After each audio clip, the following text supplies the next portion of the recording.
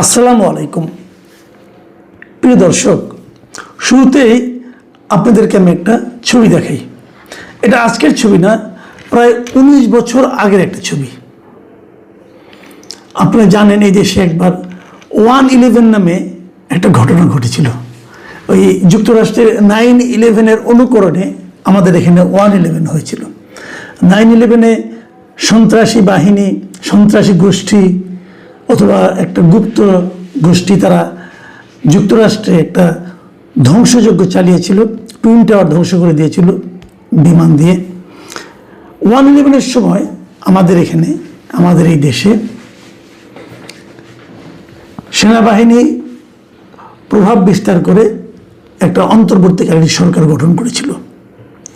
সেটা কেন করেছিল, করা কতটুকু প্রয়োজন ছিল, সেটা নিয়ে বিস্তর আলোচনা হতে পারে। কিন্তু আমি যে কথাটা বলছি, তারা দায়িত্ব নেওয়ার পর একটা বেসরকারি তত্ত্বাবধায়ক সরকার গঠিত হয়েছিল ফখরুদ্দিন আহমেদের নেতৃত্বে, কিন্তু সেটাকে বলা হতো সেনা সমর্থিত তত্ত্বাবধায়ক সরকার। সেনা সমর্থিত এই কারণে যে সেনাবাহিনী তখন আসলে নানা বিষয়ে ওই সময়ে ভূমিকা রেখেছে এবং প্রভাব বিস্তার করেছে। 1/11-এর ওই সময়ে যে তত্ত্বাবধায়ক সরকার গঠিত হয়েছিল ফখরুদ্দিন আহমেদের নেতৃত্বে, সেখানে খুবই গুরুত্বপূর্ণ যে 3 জন সেনা কর্মকর্তার কথা উল্লেখ করা যায়। তাদের একজন ছিলেন ওই সময়ের সেনাপ্রধান লেফটেন্যান্ট জেনারেল মুইনুর আহমেদ, আরেকজন ছিলেন সাভারের যে 9 ডিভিশনের জিওসি, যিনি ছিলেন মেজর জেনারেল মাসুদউদ্দিন চৌধুরী, এবং আরেকজন ছিলেন ডিজিএফআই এর ভারপ্রাপ্ত ডিজি মিস্টার ফজলুল বারী। এরা খুবই পাওয়ারফুল লোক ছিলেন। এই পাওয়ারফুল লোকগুলোর মধ্যে মাসুদউদ্দিন চৌধুরীর বিরুদ্ধে অভিযোগ ছিল যে ওই সময় উনি বিভিন্ন ব্যবসায়ীদের ধরে এনেছেন এবং রাজনীতিবিদদেরকে অ্যারেস্ট করেছেন, এবং বহুল আলোচিত যে -2 ফর্মুলা, সেটাও ওনার মাধ্যমে বাস্তবায়িত করার চেষ্টা করা হয়েছিল বলে বলা হয়ে থাকে। এবং উনি এটা করতে পেরেছিলেন এই কারণে যে 2007-এর 11 জানুয়ারি ফখরুদ্দিন সরকার শপথ দিয়েছিলেন, এবং তার 2 মাস পরে মার্চ মাসে ওই সময় একটা গুরুতর অপরাধ দমন অভিযান সংক্রান্ত জাতীয় সমন্বয় কমিটি গঠন করা হয়েছিল। সেই সমন্বয় কমিটির চেয়ারম্যান করা হয়েছিল ওই সময়কার উপদেষ্টা এম মতিনকে, এবং তার প্রধান সমন্বয়কারী ছিলেন এই জেনারেল মাসুদ চৌধুরী। এবং বলা বাহুল্য, ওই সময় মাসুদ চৌধুরীর যে ক্ষমতার দাপট, এটা ওই সময় কথা যারা মনে রাখতে পারবেন তারা নিশ্চয়ই জানেন যে কি দাপট তার ছিল। এবং তার নির্দেশেই ওই সময় কিন্তু বিভিন্ন রাজনৈতিক দলের নেতা খালেদা জিয়াকে, তারপর শেখ হাসিনাকে এবং তারেক রহমানকে পর্যন্ত, এবং অন্যান্য অনেক পলিটিক্যাল লিডারদেরকে অ্যারেস্ট করা হয়। এবং সেই অ্যারেস্ট করার পর আমরা এই যে ছবিটা আপনাদেরকে শুরুতে দেখালাম, এই ছবিটা তারেক রহমানকে অ্যারেস্ট করার পর তাকে যে ভীষণভাবে টর্চার করা হয়েছিল, এবং টর্চার করতে করতে তাকে এক পর্যায়ে হাসপাতালে ভর্তি করা হয়েছিল। এবং সে হাসপাতালে ভর্তি করার পর ওনার শয্যা পাশে ওনার মা ওনাকে দেখতে গিয়েছিলেন। সেই সময়কার ছবি, একজন আহত সন্তানকে দেখতে তার মা গিয়ে, তার মায়ের কি অনুভূতি, সন্তানের কি অনুভূতি, তা কিন্তু এই ছবিটাতে ফুটে উঠেছে। প্রশ্ন হচ্ছে, তারেক রহমানের উপরে শারীরিক টর্চারটা করতে হয়েছিল কেন? যদি উনি কোনো অপরাধ করে থাকেন, তার বিরুদ্ধে সুনির্দিষ্ট মামলা হবে এবং সেই মামলা চলবে, কিন্তু তা না করে তাকে ফিজিক্যালি টর্চার করা হয়েছিল। এবং তার যে সমস্ত বর্ণনা পাওয়া গেছে, সেগুলো ভয়ঙ্কর ভয়ঙ্কর সব বর্ণনা। এগুলো আমরা পরবর্তী সময় নানা মুখে শুনেছি নানাভাবে। এবং তারও চেয়ে বড় কথা, সেই তারেক রহমানই কিন্তু আজকে আমাদের দেশের প্রধানমন্ত্রী, সরকার প্রধান। উনি নিশ্চয়ই ওনার স্মরণে আছে যে ওনার উপর কী কী টর্চার করা হয়েছিল, এবং বলা হয়েছিল এই সকল টর্চারের মূলে ছিলেন এই জনাব মাসুদ চৌধুরী। কেন উনি এটা কেন করেছিলেন? উনি কিন্তু সম্পর্কে তারেক রহমানের আত্মীয় হন, একেবারে অনাত্মীয় না, ওনার আত্মীয় হতেন উনি। এবং আত্মীয় হলে ওইটা কেন করেছেন? আজকে দেখলাম ওনাকে গ্রেপ্তার করা হয়েছে মানব পাচারের মামলায়।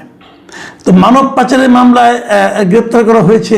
হওয়ার পর তার বিরুদ্ধে এরই মধ্যে ফেনীতে 6টি এবং ঢাকায় 5টি মামলার তথ্য পাওয়া গেছে এবং সেগুলির থেকে তাকে গত রাতে তার বাড়ি থেকে অ্যারেস্ট করা হয়েছে।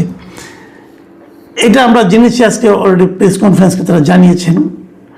এবং আমি দেখলাম যে পিপি যিনি ছিলেন এই মামলার, যিনি নাকি মাসুদ চৌধুরীর জামিনের বিরোধিতা করেছেন এবং 5 দিনের রিমান্ডের পক্ষে ওনার বক্তব্য দিয়েছেন, সেই পিপি মিস্টার ফারুকি তিনি কিন্তু বলেছেন যে এই মাসুদ চৌধুরী জিয়া পরিবারকে শেষ করে দিতে চেয়েছিল। আমি পিপির বক্তব্যটা আপনাদের পড়ে শোনাই। তিনি বলেছেন যে মাসুদ চৌধুরী -2 ফর্মুলার নামে জিয়া পরিবারকে শেষ করে দিতে চেয়েছিল, কিন্তু ভাগ্যের কি পরিহাস, যাকে মানে তারেক জিয়াকে টর্চার করে হত্যা করতে চেয়েছিল তিনি এখন দেশের প্রধানমন্ত্রী।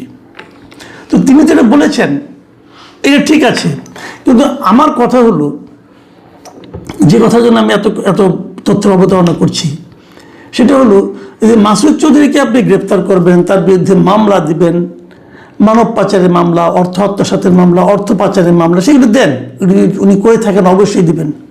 কিন্তু তার বিরুদ্ধে তো সবচেয়ে বড় মামলাটা হওয়া উচিত রাজনৈতিক নেতাদের হয়রানি করা, রাজনৈতিক নেতাদের গাইড জুড়ে গ্রেফতার করা, এবং সবচেয়ে বড় কথা হলো একজন মানে গুরুত্বপূর্ণ রাজনৈতিক নেতাকে শারীরিকভাবে প্রহার করে পঙ্গু করে দেওয়ার চেষ্টা করা, যে কাজটা উনি তারেক রহমানের বিরুদ্ধে করেছিলেন।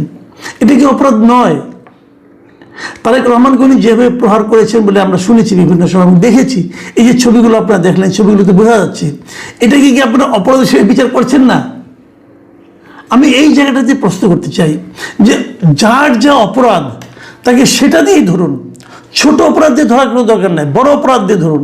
অনেক সময় বলা হয় কি যে মামলা সাজাতে সময় লাগবে, তথ্য প্রমাণ সংগ্রহের সময় লাগবে, কাজে আপাতত ওটাতে ধরলাম, পরে অন্য মামলা সাজিয়ে তখন তাকে এগুলোতে আটকানো হবে।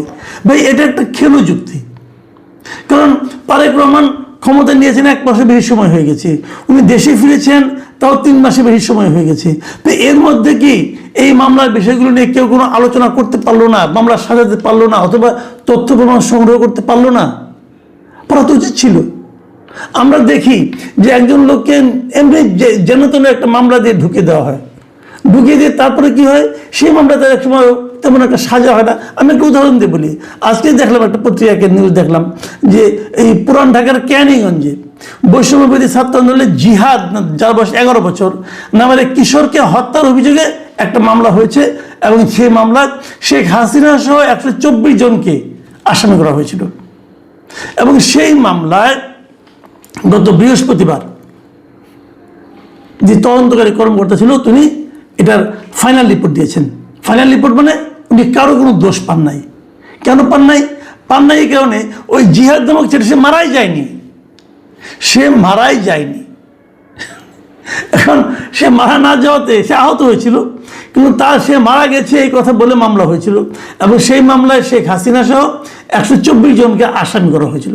শেখ হাসিনা তো দেশের বাইরে, বাট এই 124 জনের মধ্যে কতজনকে এর মধ্যে গ্রেফতার করা হয়েছে এবং গ্রেফতার করার পর তাদেরকে টর্চার করা হয়েছে, তাদেরকে নানা ধরনের ভোগান্তি শিকার হতে হয়েছে, তাদেরকে নানা ধরনের টাকা পয়সা তাদের কাছ থেকে নেওয়া হয়েছে টর্চার কম করবে এই কথা বলে। এগুলি কি হয়নি? হয়েছে। তো এর জন্য দায়ী কে থাকবে? তাহলে কি এই মামলার বাদীকে ডেকে আনা হবে, তুমি কেন এই মামলা করলা? কিচ্ছু হবে না। যে পুলিশ এই লোকগুলিকে টর্চার করেছে তার বিরুদ্ধে কোনো অ্যাকশন হবে? তাও তো হবে না।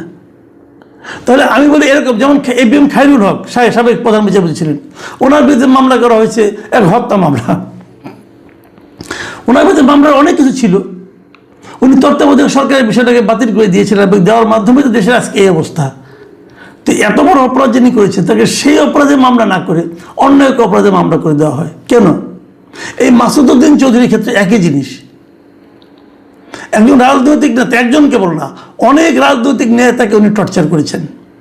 ওনার আমলে উনি যেটা সদস্য সচিব ছিলেন, সেই যে একটা কমিটি করা হয়েছিল, জাতীয় সমন্বয় কমিটি, যে গুরুতর অপরাধ দমন অভিযান সংক্রান্ত জাতীয় সমন্বয় কমিটি, সেই কমিটির প্রধান সমন্বয়কারী হিসাবে উনি এই লোকগুলিকে নিয়ে এসেছেন, এনে টর্চার করেছেন, এক একজনকে মৃত্যুর মুখে ঠেলে দিয়েছেন। অনেকে অনেকদিন পঙ্গুত্ব ছিলেন, অনেকদিন। তারেক রহমান সাহেব দীর্ঘদিন অসুস্থ ছিলেন এই রোগ নিয়ে। এই প্রহারের কারণে, তাহলে এর বিচার হবে না? তাহলে আপনি তাকে এই অপরাধে ধরলেন না কেন, অন্য অপরাধে ধরলেন কেন? এই বিষয়গুলো আমি মনে করি আলোচনায় আসা দরকার। মানে অনেকে অনেক কথা বলেন যে আমরা একে ধরলাম, আটকাইলাম, তারপরে না, মূল অপরাধটাই আগে আনা উচিত আমি মনে করি। এবং মূল অপরাধটাকে মামলা সাজানো কোনো কঠিন কাজ না। যে ঘটনা ঘটেছে সেটার উপরে মামলা করেন আপনি। আমরা তো মাসুদ উদ্দিন আহমেদের মানব পাচার সম্পর্কে অতটা জানি না। মানব পাচার কীভাবে করেছেন, ওই যে ওনার এই আদম ব্যবসার মাধ্যমে করেছে, অপরাধ তো অনেক রয়েছে, ওনার তো সিরিজ অফ অপরাধ ছিল, সবগুলো আসামি করেন। কিন্তু প্রধান অপরাধটা ওরা হলো এই যে পলিটিক্যাল লিডারদের যে আটক করা এবং তাদেরকে শারীরিকভাবে হেনস্থা করা, এটা ছিল তার প্রধান অপরাধ। এই অপরাধের শাস্তি সবচেয়ে আগে হওয়া উচিত, এবং এটা হলে পরেই আগামীতেও কিন্তু এই ধরনের অপরাধ করতে তারা একটু চিন্তা করবে যে এই ধরনের অপরাধ করা যায় কিনা। আমি মনে করি যে যা অপরাধ করবে তাকে সেই অপরাধে বিচার করা উচিত।